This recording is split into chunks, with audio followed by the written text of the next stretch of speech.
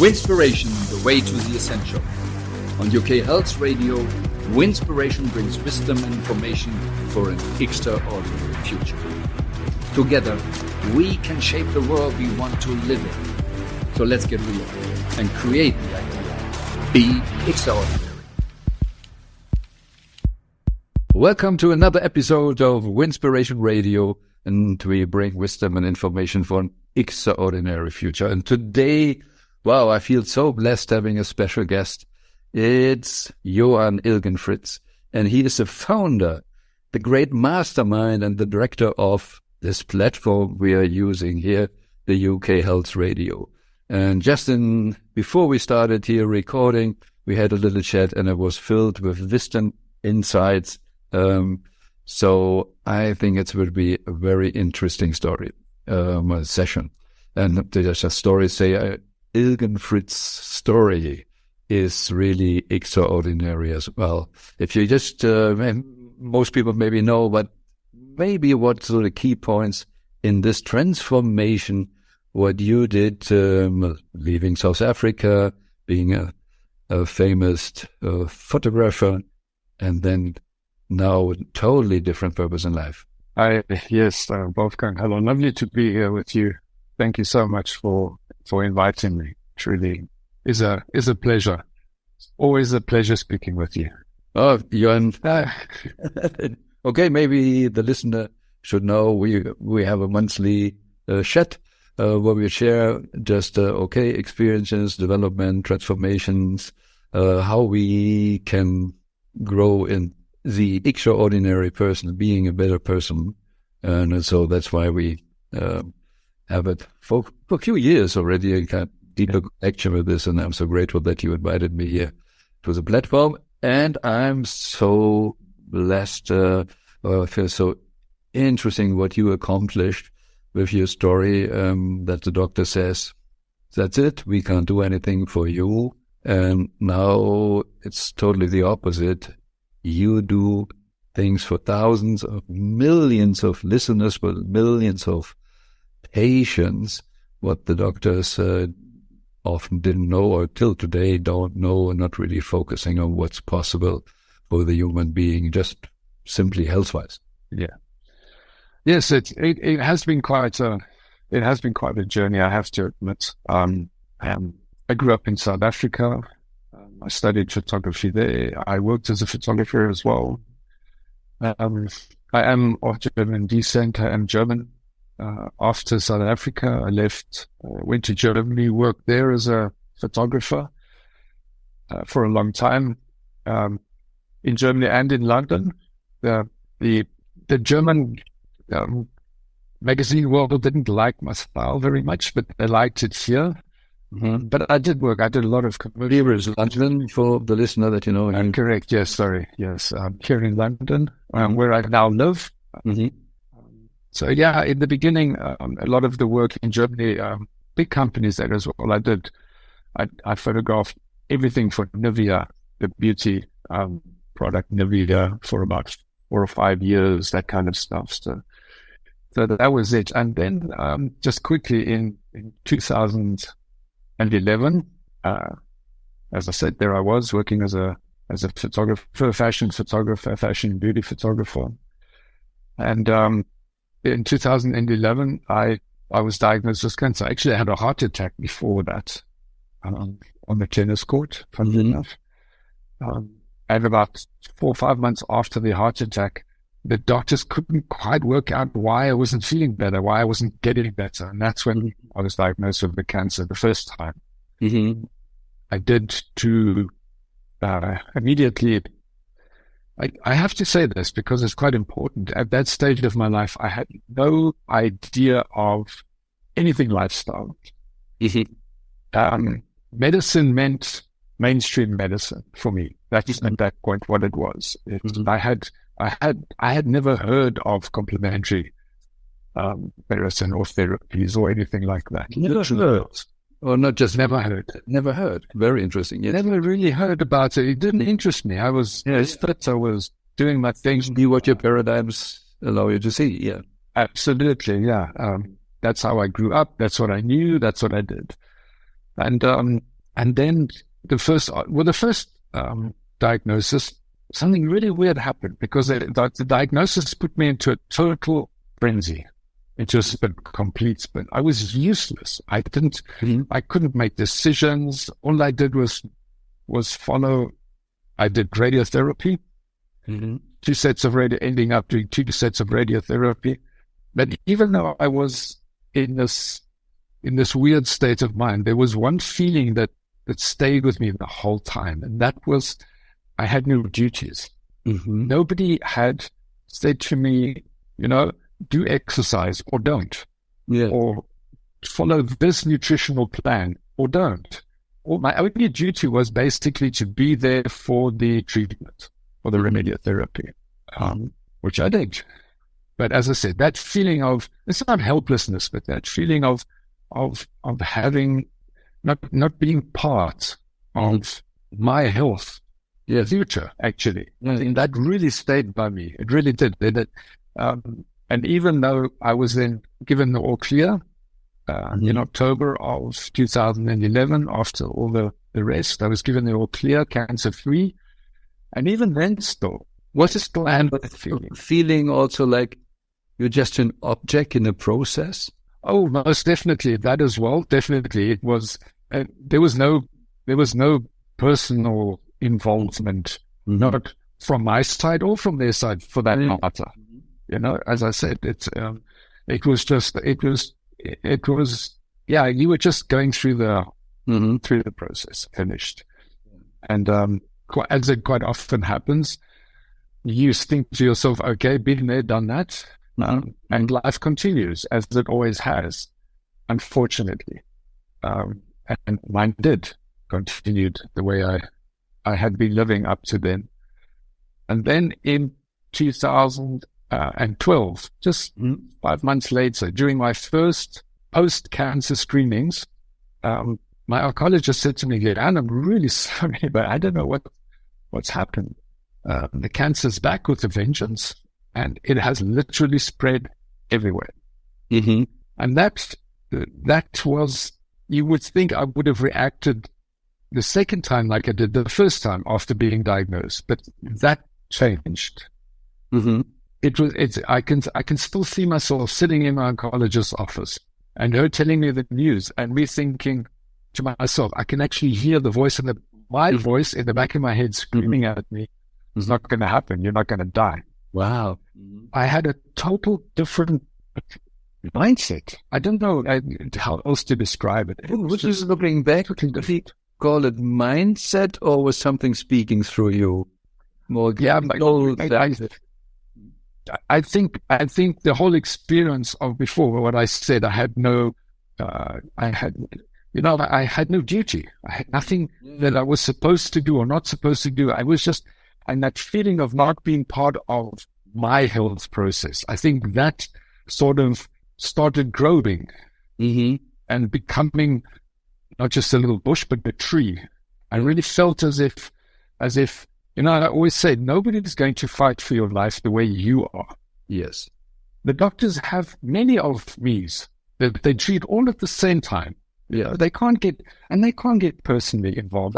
I get it. I understand it. It's like, to a point, of course. But, so nobody is going to look after my health, fight for my life the way I am going to. And I think the second diagnosis came in that way I was of that frame of mind. Let's more at that by then. It was, I still had no idea about anything else in the other treatments or anything like that. So, but that was intriguing. Even now, when I think back of it, I find it intriguing because within a space of just a little over a year, I had started on a path without even consciously realizing it. I had started on a path that I'd never been before. Never ever, not even close to it. So there would not be a question of, did you change something in between already? Or just were thinking, now it's time to go back to make photos?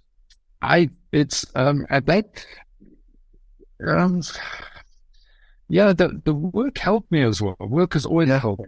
Yeah. Work has always been, whether it was the photography or my purpose, what I do now, I found my purpose to all this. So this is next level completely to the photography, but work has always helped me.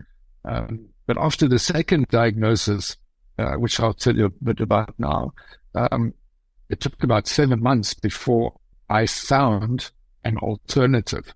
I don't even want to use that word alternative, because people always think alternative health. Mm-hmm. I don't see it as alternative. Before I found another way, let's just put it that way, because after the second diagnosis, I said to myself, okay, so the first option didn't work. Now go and find another or other options. They've got to be out there. Yes. It's like change the way you look at things. And this is the dead-end road, so now we need to look for a different road. Yeah. And I mean, in most cases, there is always another way of doing things. Yeah, always. And that was my starting point. That's where I started, at a clean slate. Absolutely. So one option had worked. Now find something else, or other things. Doesn't have to be one thing. I'd even gone that far. I always say to people, when you stand in front of your closet, do you only have one fashion make in your office, in your cupboard? Yeah. Do you only have suits from one designer? And they go, no, of course not. And I go, so why do we do it with our health? Yes. Why do we not diversify? Why do we not look at all aspects of it, like in life, like we should? Yeah, we are pro. When you're looking at anything in business, you can't just follow one way. You've got to be diverse. You've got to be able to move and redirect and change your ideas. And very, very importantly, from my point of view, is you've got to be able to say to yourself, you were wrong. Yeah. Yeah. And then look at what happened. Yes. And then not necessarily blame yourself. That's not what I'm saying. No, it's just, but have a look at what is. Yeah. Yeah. Mm-hmm. Have a look and then find another way. Yeah. Around it, over it, under it, doesn't matter how you do it, or in the opposite direction, doesn't matter. So you made, I would say, different shifts. Well, one is, for me, is very interesting. For years, you produced photos, visibles. Yeah. And now you created something what is actually not directly photos. When you have a magazine where are photos, but what you really is more transporting the wisdom through the ear, not so much through the eyes. Yeah. It's actually very important, Wolfgang. I've always found radio or audio a very direct medium. Mm-hmm. When you're really listening to a podcast or to a radio station or to a show, when you're really listening, you can't do anything else. Like, you can eat while you're watching television and stuff like this, but you can't do anything else if you're really listening to the audio. And that was really one of the main reasons I chose radio. And of course, because, I didn't want FM radio either, because FM radio was local. I wanted internet radio. I wanted to be able to speak to the whole world. And those that we started, we had 2 listeners. I was the one, and my wife was the other one. Well, I think so. She's never admitted it, but I think so. She was listening. Yeah. So it just, it's, and the other reason, which is quite funny actually, but it struck a chord with me, is in Hamburg, the radio station in Hamburg is called Radio Hamburg, and they have a jingle. And the jingle of this is translated now, of course, but Radio geht ins Kopf, Radio geht ins Ohr und bleibt im Kopf. So radio goes in your ear and the message stays in your head. And that's resonated with me so much. From the first time I heard that jingle, and then when I sat down and thought, how can everything I'd learned in after the second diagnosis, how can I create a platform that I could share this with the world? That's one of the other reasons why I chose the radio, the audio format. So it's actually not, it's actually personal. And if you do radio properly, wow, it's such a powerful medium. That person on the other side listening to you can feel as if you are speaking only to them. And that is quite something. You don't get that in any other medium. It's very interesting. Yes, yesterday I had a recording. Well, the session will come here also in 1 or 2 weeks. A lady who learned to speak from stage and said, the way you speak decides if it goes really into the other person's head and you can reach something. And it's so interesting also. Just I never thought about it. What just comes up where you say this. I thought where it comes from. We start watching and as a baby, but then now in the womb of the mom, we start listening. Yeah. We have a training of listening and feeling, and later, months later, we start to see something and try to connect it. Yeah. So that is really an important point, just how important. And if you go in the Bible, what was in the beginning? The word, not the picture. Yeah. Yeah. I honestly do think that through sound, of course, there's an emotional reaction to vision, to sight and stuff like that. But for me, the core emotion is by sound. Yes. By hearing. Yes. And I saw once a short movie, and I saw it 2 times. Mm-hmm. Totally different music. And I have the feeling I see a totally different film, totally different story.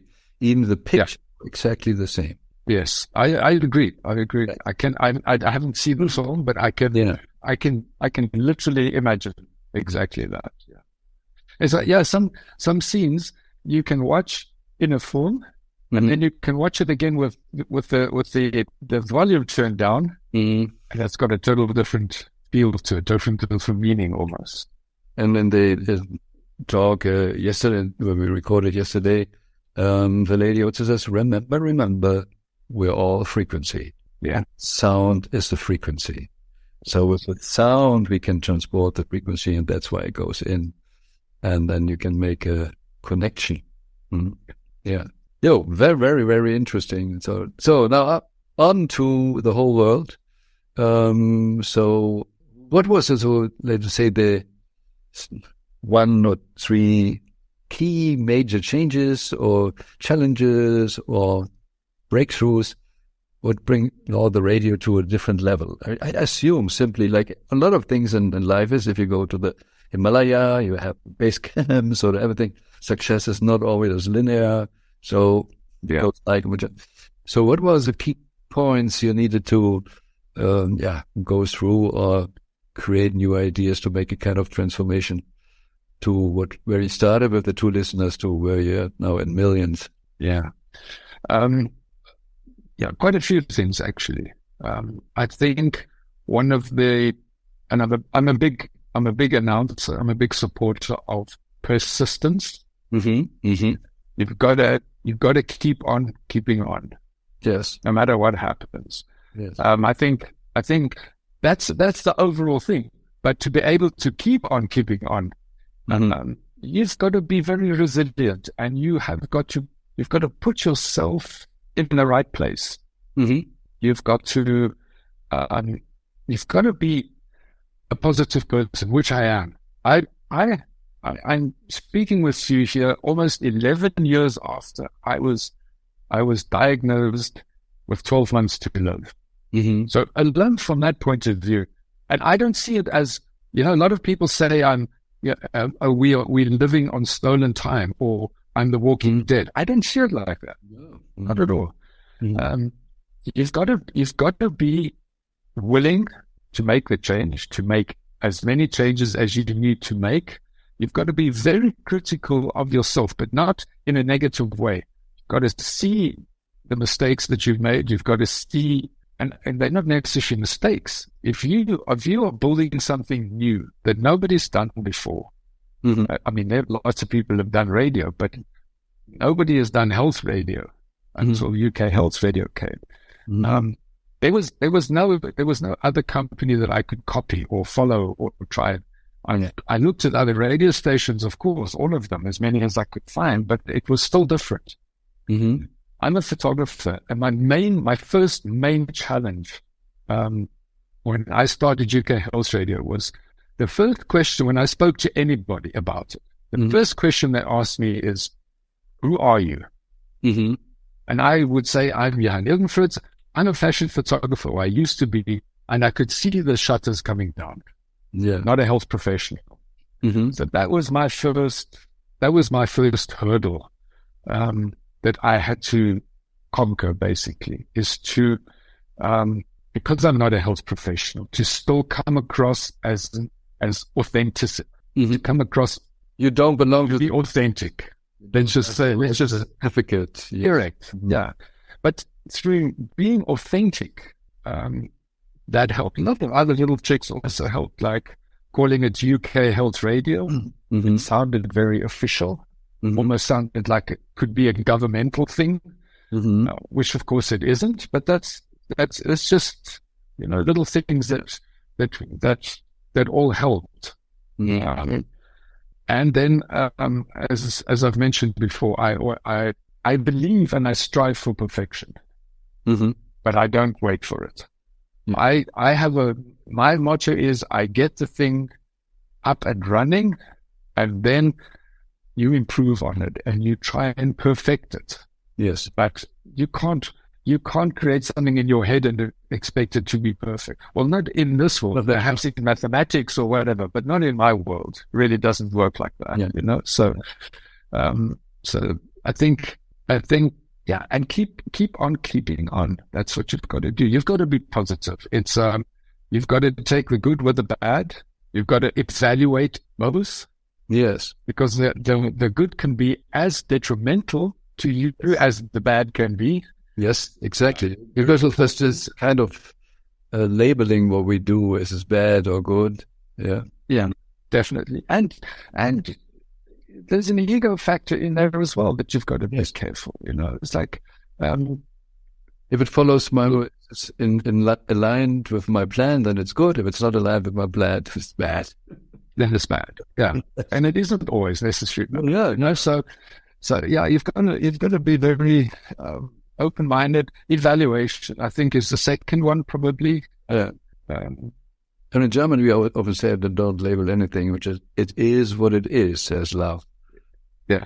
It is what it is. It is what it is. Yeah. The facts, and is it helpful or not helpful for where I want to go or whatever. Yeah. Yeah. And this is the weird thing, but it had such an effect on me. There's an English saying that says, practice makes perfect. Yeah. And my whole life, I believed in practice makes perfect. Mm-hmm.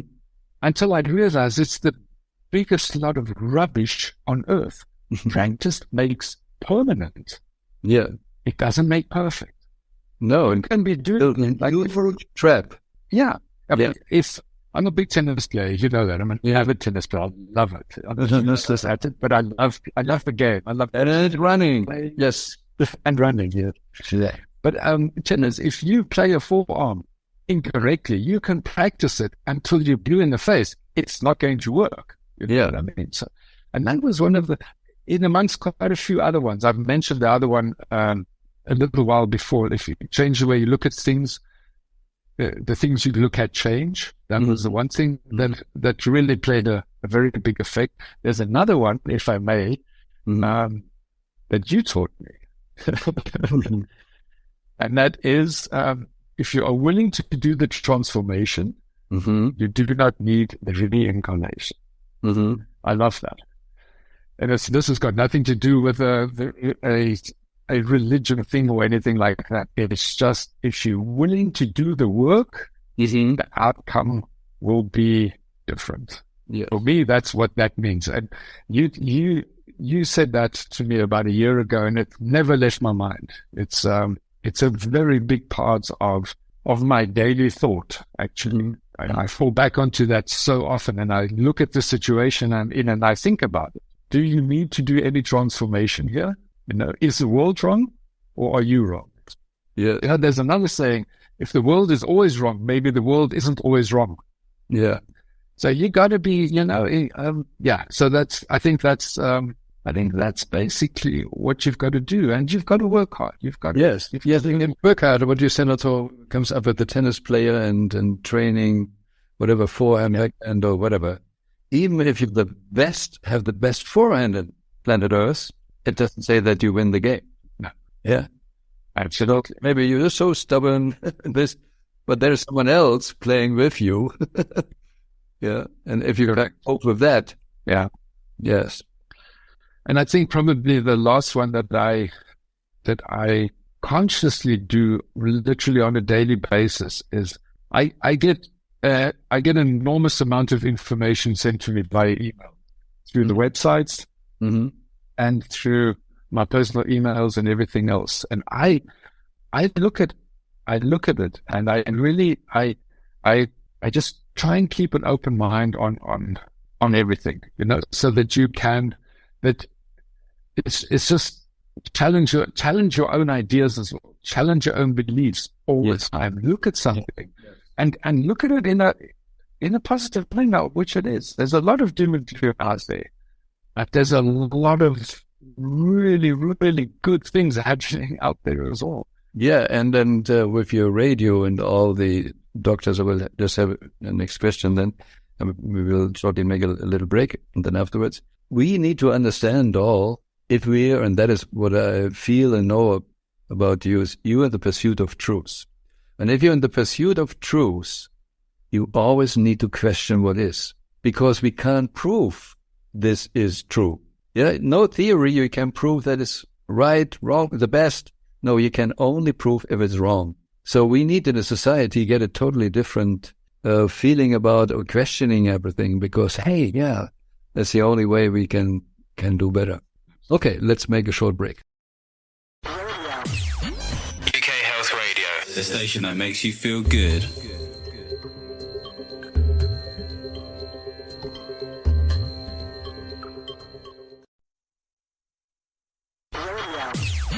UK Health Radio, the station that makes you feel good.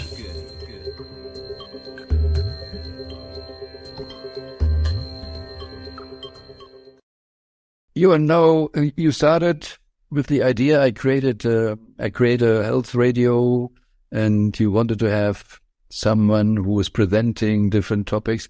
How do you choose the topics or the presenters to really say, from where are you coming to say, this will really help people? Actually, two ways. I'd say that the most trodden path is from information I receive from our listeners. Or they send you something, or they ask you something. They ask for information about whatever, whether it's Crohn's disease or hay fever or whatever. So what I do at UK Health Radio, my job at UK Health Radio is content. That's what I do. Yes. And as I mentioned before, I get hundreds of emails each day.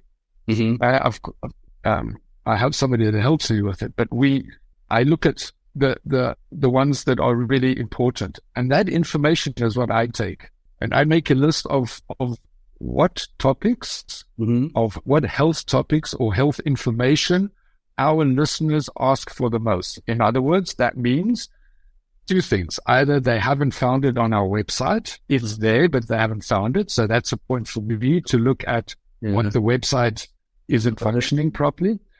And on the other side is, if they haven't found it and it's not there, then I go and I look for a health professional in that area.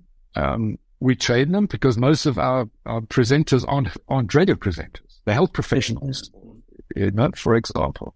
And we train them and we put them on the radio, because it's not about the DJ and how good he is. It's about what the man and his interviewees are saying.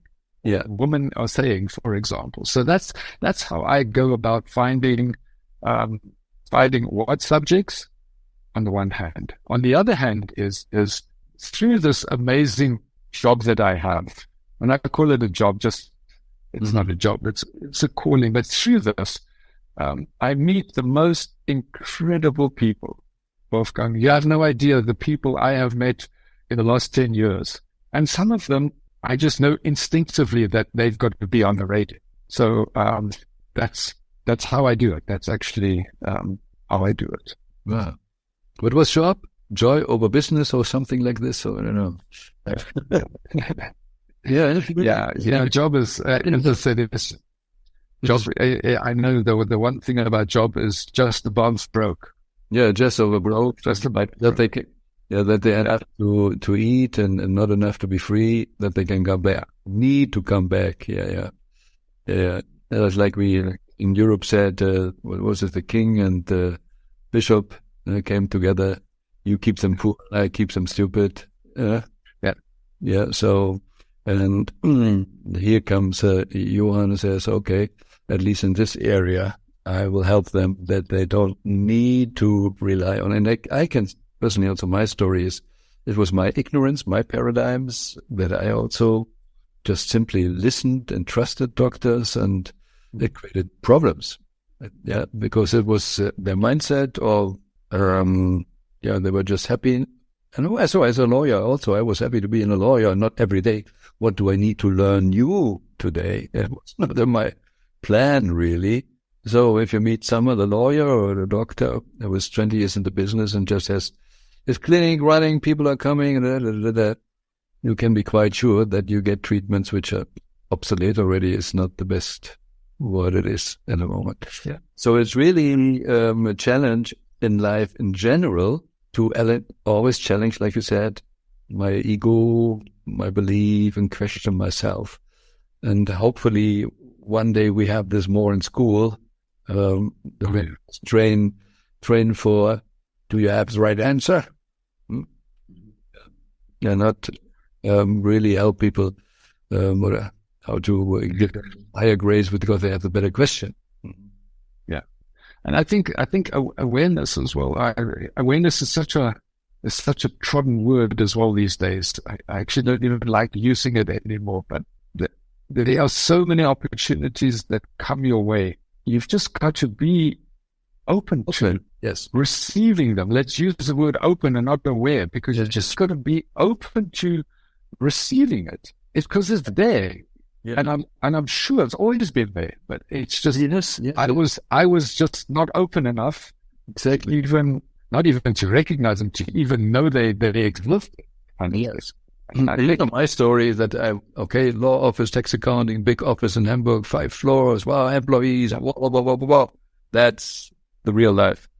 And when I really couldn't stand it anymore, I said, I need to get out of this. And then afterwards, I did network marketing. And then in network marketing, I found out that a lot of those successful people came from whatever crisis. So that's once a successful person says, I can't join this group because I'm successful already. Yeah. Have you only those who are not successful, were miserable or whatever? And at the end, mainly yes, because otherwise they wouldn't be open. Yeah. Otherwise they wouldn't be open. And so the book from Gay Shi, also that the happy people, most of them had a big crisis.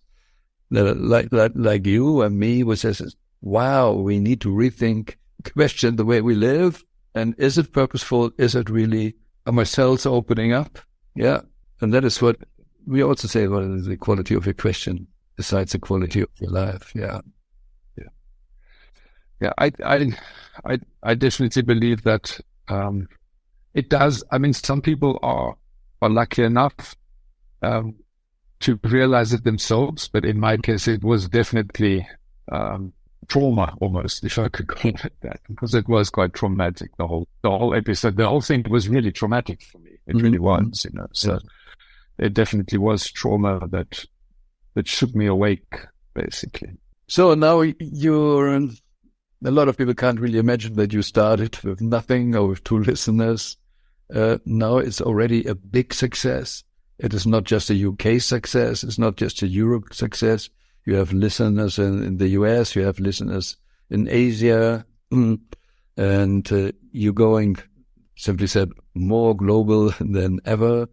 One country after another comes, or listeners from those countries coming to you.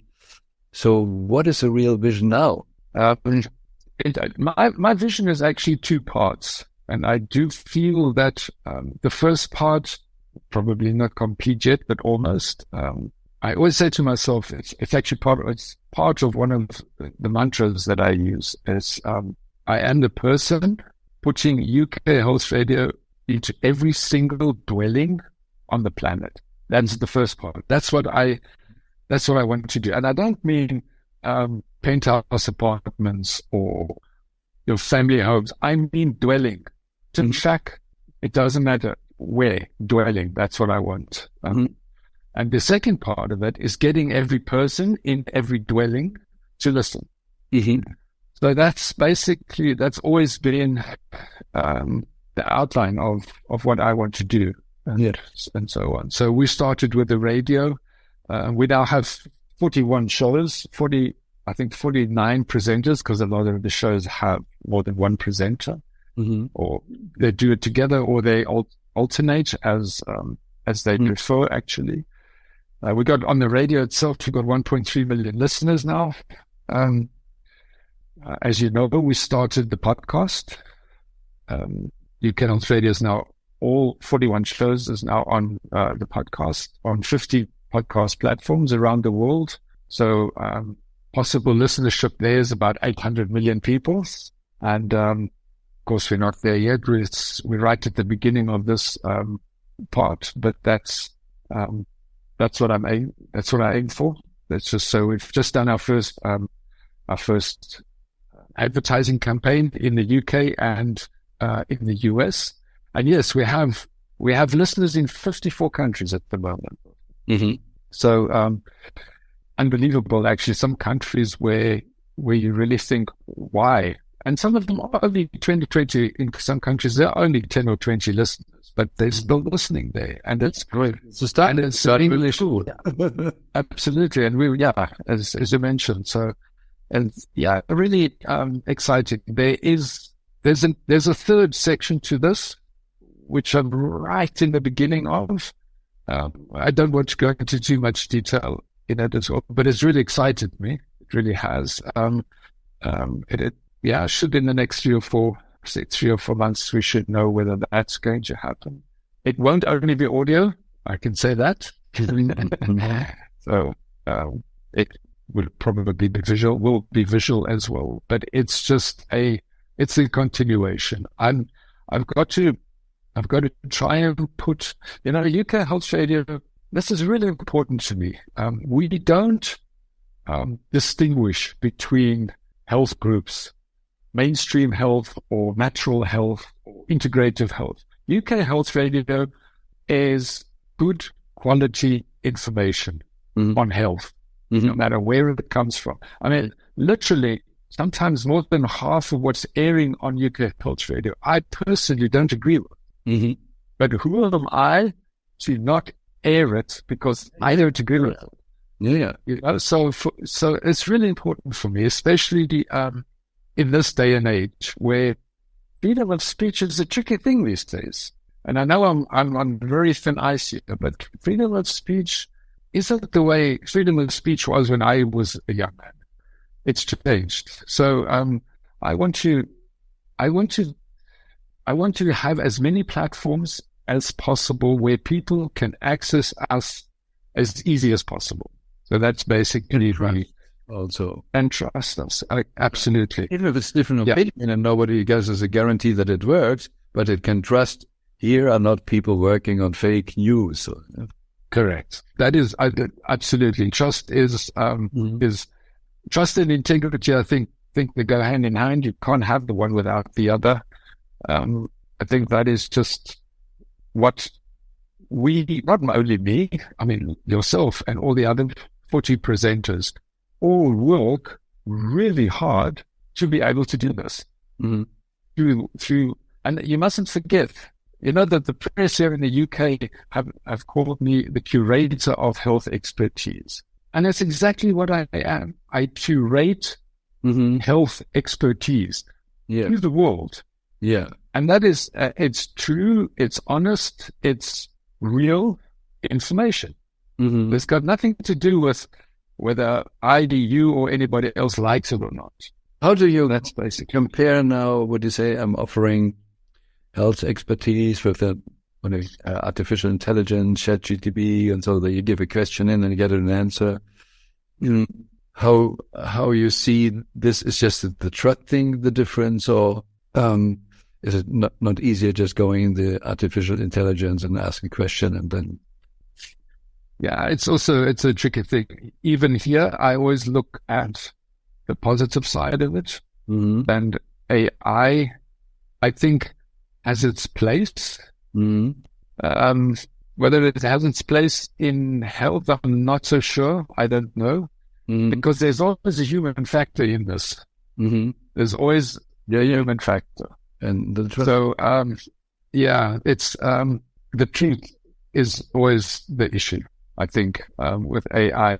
As I said, I honestly think I'm not doom and gloom about AI at all, actually. I think in a lot of areas and if used properly, I think it could help us. It could help us take away time so that we can concentrate perhaps on better things, like more useful things that we do.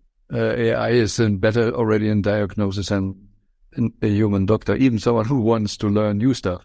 But it's hard to keep up with all what is in. Okay, it is, yeah. So I have other questions, but just have a short break. UK Health Radio, the station that makes you feel good.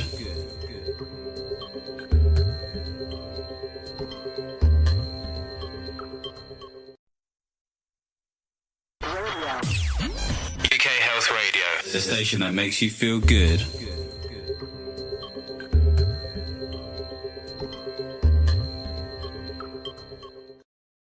So with all your experience, different professions, and now especially with all the experience in UK Health Radio from the technical point and also with the content of all the different health topics. And I'm here the so-called crazy guy with extraordinary future. So what is an extraordinary future? And simply said, we could create something what we never really believed before, could see before. Simply would maybe say we are capable of creating paradise on earth. So with all your experience, not using UK Health Radio only is, let's say, the sickness channel. So it's also maybe the tuning channel. How optimized, because we have all no clue how healthy, how fit we really could be. Nobody tried it really yet in the consequence school or whatever I said. So what do you see or recommend from all what you learned? What can we as normal humans do to really, take better care of us and tune us or live more up to the potential what we might ignore so far? Definitely. Prevention, I'll just start with one thing. Prevention is always better than cure. And we can only do that if we become part of our health process, be involved, in other words, and be active physically and mentally. Probably mentally is even more important than physically, because you've got to be open to new things. As I mentioned, the cupboard, you don't only have one designer in your cupboard. You have more. You wear what suits you. And unique, so nobody else can do it for me. Absolutely. That is, and of what you've just mentioned basically is personal medicine. Not one person on this planet is the same. And we don't react the same on things. So you've got to do a lot of work yourself. There are people out there that can drink lemon juice every morning. My wife drinks lemon juice in hot water every morning. I can't. And I drink it for 3 days in a row. I can't get out of bed. So that's what I mean. That's what I mean by you can't just accept everything. You've got to try. You've got to do it. You've got to be interested in it. So personal. And I think the main thing is just you've got to become part of the process of your health. Keeping it. Very important. We just have the picture in mind of Formula One races. And every driver has a different seat and every different drink. Yeah, so that what he is losing when he has the stress minerals and what he needs to fill up, and it's all by testing, and they're all monitoring all the time. And like you said, we easily eat everything. We go in a supermarket. What is special offer of the day? And we never would do it with the car. Huh? Like I said, yeah, we're so crazy how we treat us. Mm-hmm. Yeah, it's ridiculous, actually. I mean, it's what we eat and what we think. Those two things, for me, that's what saved my life. Those two things. Mm-hmm. What I ate, because if you want to be scientific about it, what I did is very scientific. A person by the name of Dr. Warburg, he was a German biochemist, won a Nobel Prize for this information in 1931. He won a Nobel Prize for it. And that is, cancer cannot survive in an oxygenated alkaline cellular environment. Mm-hmm. So you can't change the pH of your blood. Not possible. Your body regulates that. Yes. But you can change the pH in your cell structure. Yeah. And that's what I did. I cured my cancer, and I can say that because I'm not selling anything with it. I actually cured my cancer. It took me 2.5 years, not a quick fix either, through starving the cancer to death, taking their food away.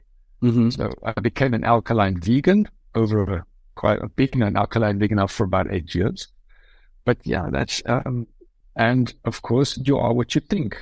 Managing stress, managing that internal language in your head is so important. I mean, we all know stress can acidify your body astronomically. We all know that, So you've got to think into it. You've got to think about it. What stress worries you? In my case, it was time pressure.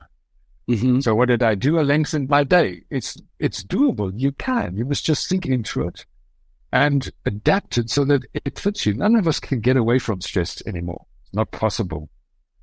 If you're a grown up, you have stress, but you've got to learn to handle it, to deal with whatever makes you ill or not well, and change it. And we're coming back to the judging. Yeah. So the less we judge, the less stress. Okay, there is some things to do and everything, but and now also with the purpose. If it's aligned with the purpose, it's so much easier to do. Yeah, yeah. As I said, stress and the eustress, and so just it's a big difference, and it brings a huge amount of fulfillment if you live your purpose, and the whole system gets energized and so much more healed, because all processes are going better. Yeah. Yes. Yeah, it's your whole outlook on life. Yeah. Everything is different. Just what you said also with the cancer is changing your diet system. One part is that the bad stuff, okay, stuff to that. But on the other hand, everything else transporting the nutrition's better. If you're in the right pH level, water is better, and it's better. Absorption is better, everything. Yes. Yeah. Yeah, yesterday I had another interview also with someone who was really in the topic of the water and his, wouldn't say healing, but he sees with his patients was what a tremendous difference just by changing the water. Yeah. Yeah. And it's actually another avenue that I'm looking into is I'm in the information industry at the moment. That's what I do. Yeah. But there's some amazing products out there, and I have managed. I'm fortunate enough to be part of a company. It's that is just starting out. The actual product is 10 years in the development already, but that's another area that is not only the information, but it's also something that you can use, that you can, so yeah, very important. It's a topic for another session here. Because the paradox is there might be start something about this show, this episode at least, is ending today. Thank you, Johann. It was a pleasure to experience you again with all your wisdom. And again, but not me only, we are blessed that you do this and help us all be physically in the possibility of having an extraordinary life and create whatever we want. Thank you, Johann. And this was another episode of Winspiration Radio, and trust, the best is yet to come.